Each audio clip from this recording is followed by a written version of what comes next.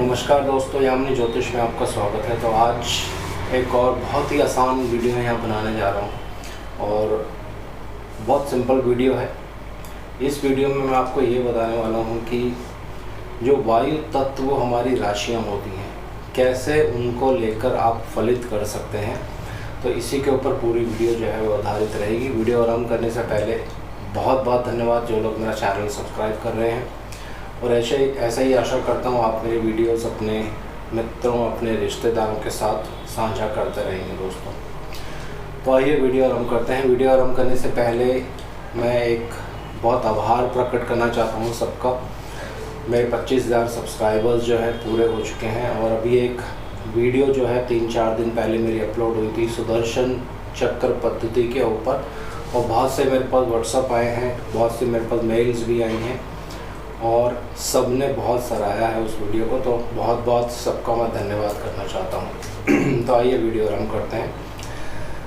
देखिए, जब आप ज्योतिष सीखते हैं कहीं से भी, किसी अच्छे आदरणीय देवज्ञ से या किसी अच्छे इंस्टीट्यूट से, तो बहुत सी ऐसी छोटी छोटी चीज़ें होती हैं जिन पे अगर बहुत ध्यान से आप गौर करेंगे और उनको फलित में इस्तेमाल करने की कोशिश करेंगे तो बहुत अच्छी जो है प्रिडिक्शन उससे निकल कर आ सकती है। ऐसे ही एक छोटी सी बहुत छोटा सा बहुत नियम है, ये मेरे को उन पंडित जी ने बताया था।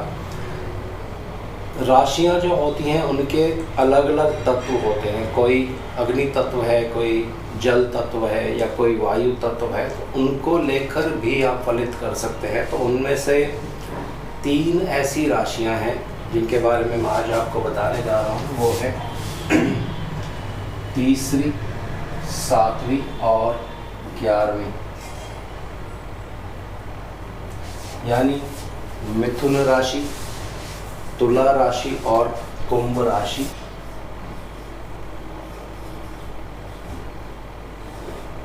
इनका जो तत्व होता है ये वायु तत्व राशियां हैं।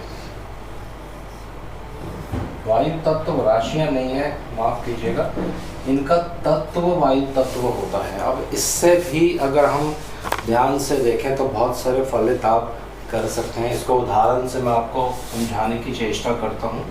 और देखिए, ये बहुत ही अच्छे फलित हैं, और उन पंडित जी ने जिन्होंने मुझे ये कुछ सूत्र बताए थे, बहुत से सूत्र जो हैं मैंने बहुत सी कुंडलियों में लगा के भी देखे हैं, और एकदम सटीक जो है परिणाम देखने को मिलते हैं। तो वही कुछ सूत्र जो है आपके साथ में साझा करने जा रहा हूँ। तो पहले बात करते हैं मिथुन राशि के बारे में। देखिए, ये भी एक वायु तत्व राशि है, बुध देव इसके अधिपति हैं। इससे आप कम्युनिकेशन का काम कर सकते हैं, कुछ अकाउंट्स रिलेटेड काम कर सकते हैं। बहुत से ऐसे कारकत्व हैं जो मिथुन राशि से देखे जाते हैं। अब एक उदाहरण लेते हैं। मान लीजिए किसी के 10वें भाव में ये जो कुंडली का होता है, ये 10वां भाव है कुंडली का, यानी 10वां भाव जिसको आप कह सकते हैं। ये आपके कार्य क्षेत्र को दर्शाता है दोस्तों। कर्म से क्षेत्र जिसको आप कहते हैं, जहाँ से आप कार्य करेंगे, पैसा कमाएंगे, फिर उस पैसे से आपको लाभ होगा जो 11वें भाव से देखा जाता है। उस लाभ को फिर आप जो खर्चा है वो करेंगे, और खर्चा किस पे करेंगे? अपने ऊपर। तो इसके बारे में भी अभी आपको मैं एक थोड़े समय में एक वीडियो बनाऊंगा कि लगन को क्यों इतनी महत्वता दी जाती है, उसका क्या मतलब होता है। इसके ऊपर भी एक विस्तार से वीडियो बनाएंगे। लेकिन अब एक साधारण सा फलित यहाँ पे आप कर सकते हैं। ये फलित आप किसी के बारे में भी करेंगे तो ये गलत नहीं होगा। कुछ केसेस में जहाँ पे जन्म तारीख या जन्म समय बिल्कुल सही नहीं होता है, तो वहाँ त्रुटि होने के बहुत ज़्यादा जो है चांस रहते हैं, वरना जिसके बारे में भी आप ये फलित करेंगे बिल्कुल सटीक बैठेगा।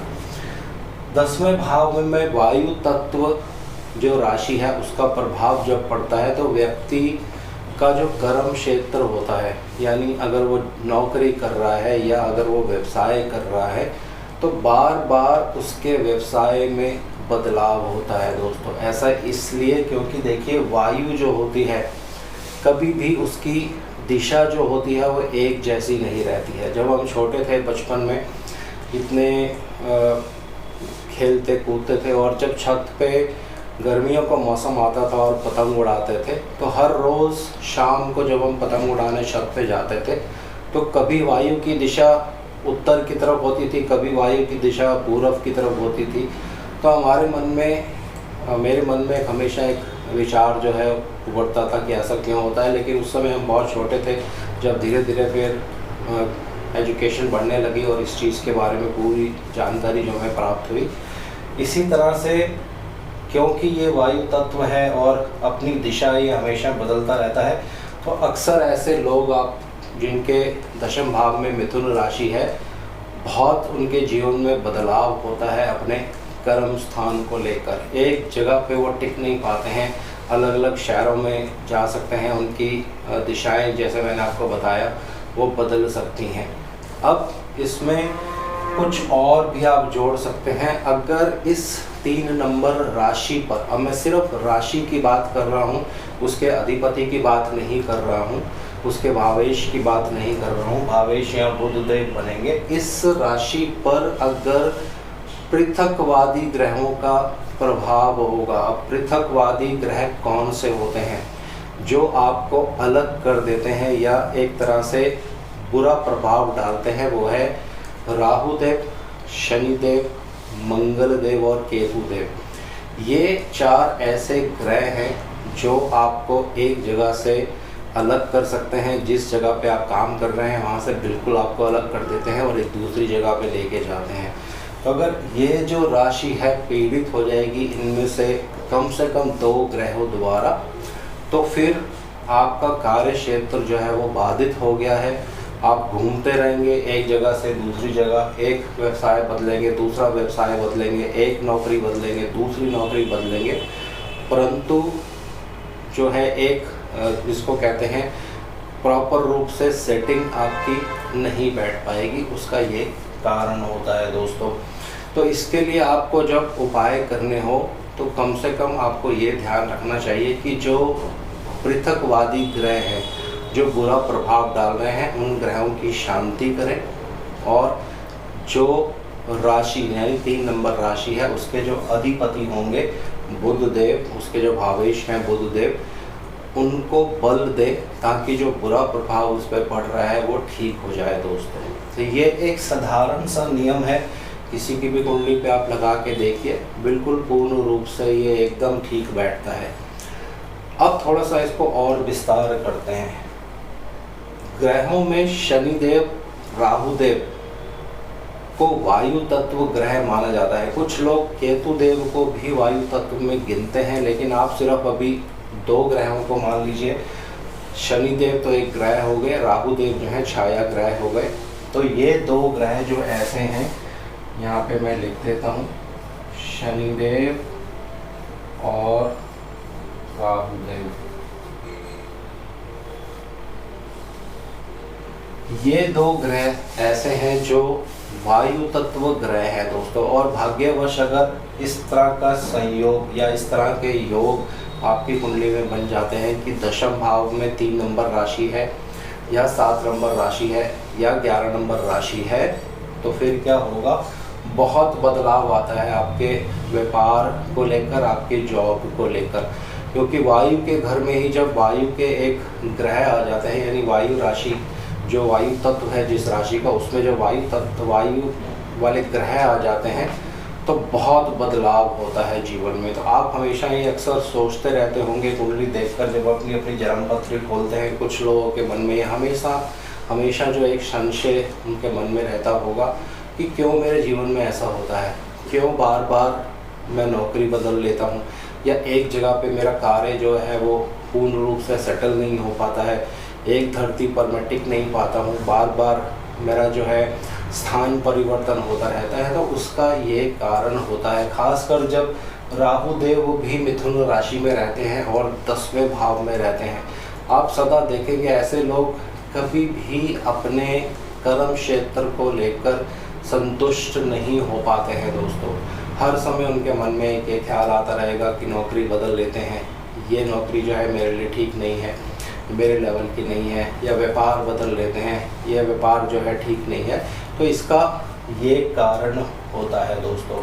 तो 3 नंबर राशि, और जैसे मैंने आपको बता दिया 7 नंबर राशि और 11 नंबर राशि, किसी के भी दशम भाव में अगर ये राशि आ रही है और बहुत ज़्यादा उनमें पाप प्रभाव है, ऐसे ग्रहों का जो पृथकवादी होते हैं, अलग कर देते हैं आपको एक जगह से, उनका अगर बहुत ज़्यादा पाप प्रभाव होगा तो आप हमेशा देख सकते हैं उस जातक की कुंडली आप आराम से देखिए, बहुत बदलाव होगा उसके कर्म क्षेत्र को लेकर उसके जीवन में। ये एक और भी नियम है जिस पे लागू होता है, वो है गोचर।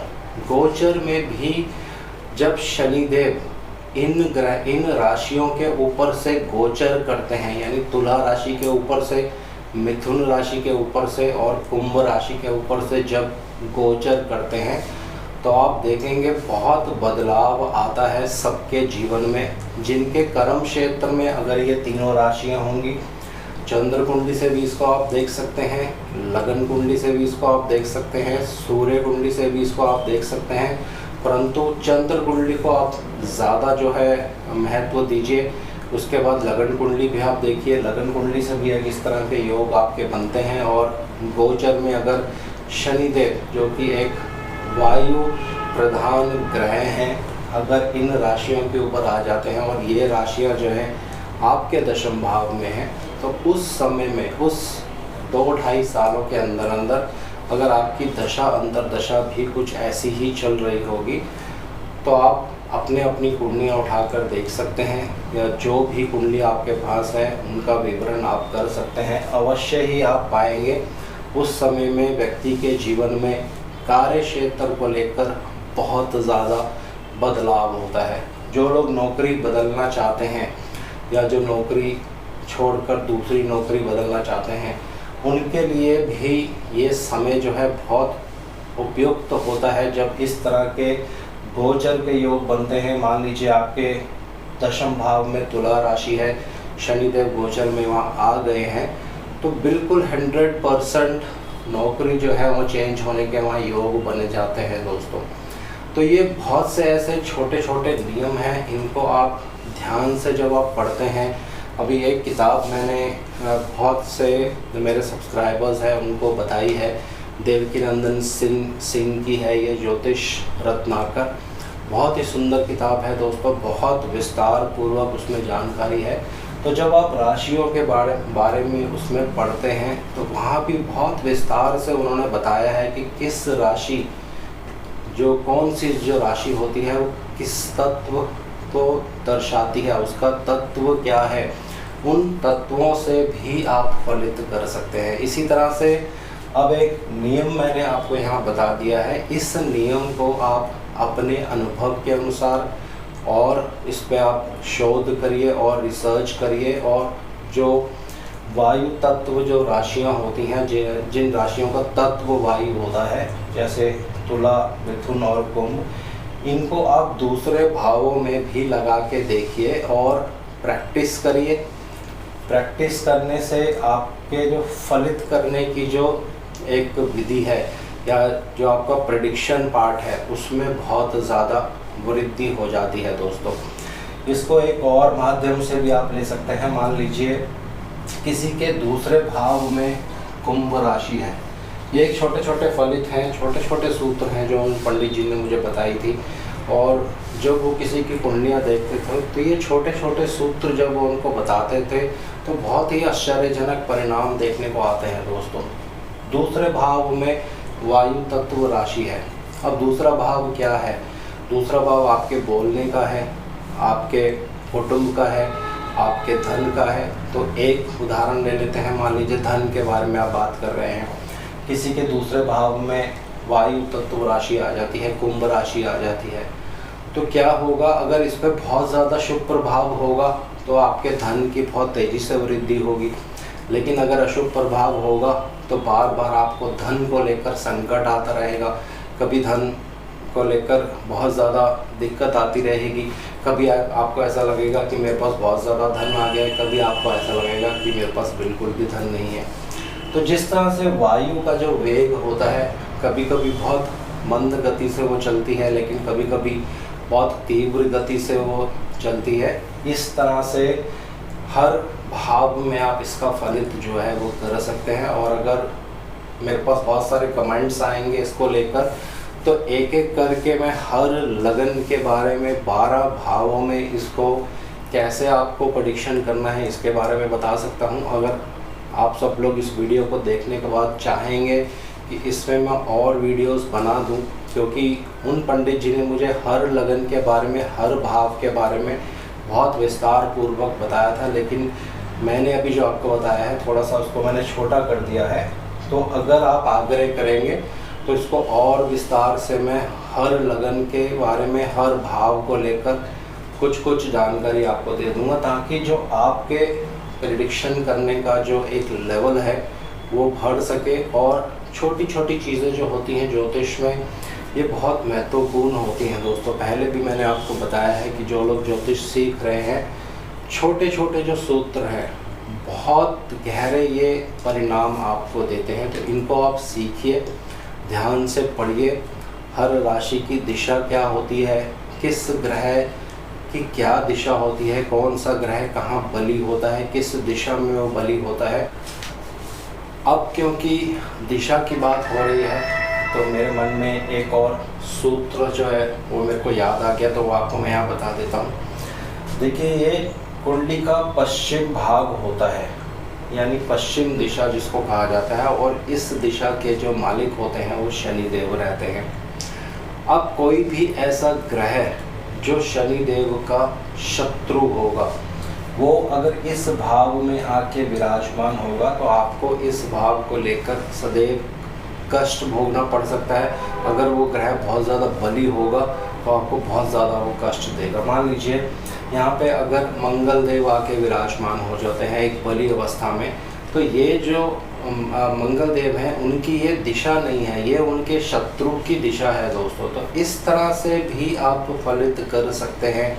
ग्रहों की दिशा देखिए, किस ग्रह, कौन सा ग्रह किस दिशा में बली होता है, और अगर कोई शत्रु ग्रह वहाँ पे आता है तो फिर जो परिणाम हैं थोड़े से खराब हो जाते हैं उस भाव को लेकर। इस तरह से आप और भी फलित कर सकते हैं कौन सा ग्रह किस घर का कारक होता है। मान लीजिए शनि देव जो है छठे घर के कारक माने जाते हैं, तो कोई ऐसा ग्रह जो शनि देव का शत्रु है वो अगर छठे घर में आ जाता है, तो कारक के घर में जब उसका शत्रु आके विराजमान होता है तो वहाँ भी कुछ ना कुछ दिक्कत परेशानी का आपको सामना जो है करना पड़ सकता है। तो बहुत सारे सूत्र हैं दोस्तों। ज्योतिष एक बहुत ही विस्तार का विषय है, जितना भी इसके बारे में बात करेंगे उतना कम है। लेकिन मैं फिर से आग्रह करता हूँ, हर चीज़ को आप बारीकी से पढ़िए, उसको समझने की कोशिश कीजिए। हर चीज़ में ऋषि पराशर ने राशियों को लेकर, ग्रहों को लेकर, अष्टक वर्ग को लेकर, दिशाओं को लेकर, राशियों के तत्वों को लेकर, ग्रहों के तत्वों को लेकर, ग्रहों के वर्ण को लेकर, हर तरह से आप फलित जो है वो कर सकते हैं। सिर्फ आपको थोड़ा सा समझने की उसमें ज़रूरत होती है। तो मेरा आग्रह है सबसे कि आप पढ़िए और फिर पढ़ने के बाद अपने नोट्स बनाइए। नोट्स बनाने के बाद उसको फलित भाग में अप्लाई करने की कोशिश कीजिए दोस्तों। तो इस तरह के और अच्छे अच्छे जो सूत्र हैं आने वाले समय में आपको मैं बताऊंगा। और आज इस वीडियो को यहीं विराम दे रहा हूँ। आशा करता हूँ शनिदेव से कि वो सबके घर में सुख और शांति बनाए रखें। जय शनिदेव।